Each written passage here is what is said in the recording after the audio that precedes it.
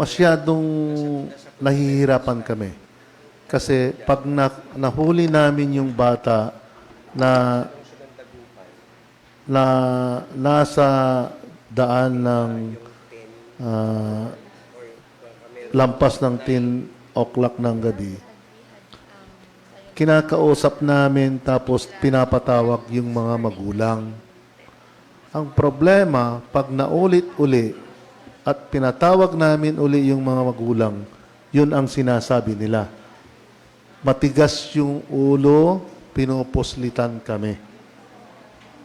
So, syempre, ano ang gagawin namin? Paulit-ulit na lang na ganon. Kung minsan, siyempre, mayroon ng panakot.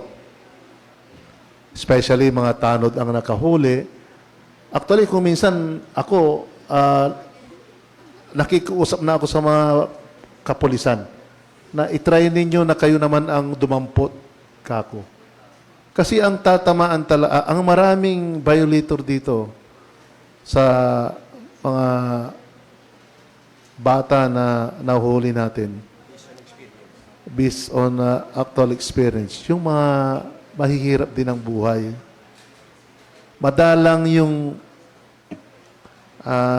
pamilya na nasa magandang pamumuhay. Kasi pagka ganun ang family, alam nila kung ang anak nila ay nasa bahay, nag-aaral ng kanyang lessons.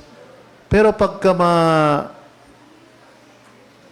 mahihirap na pamilya, hindi na nila namomonitor yung activity ng kanilang mga anak. Especially sa amin, may mga malls kami, may mga convenience store. Alam nyo, sila yung nag-a-assist ng parking.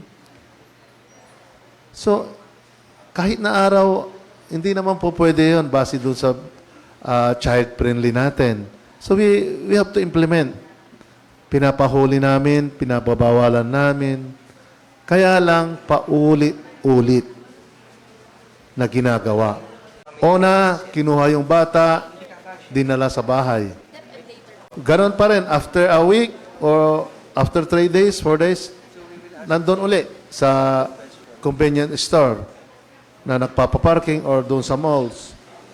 Alanganing oras, nakakahuli kami ng mga bata na naglalakad along the national roads.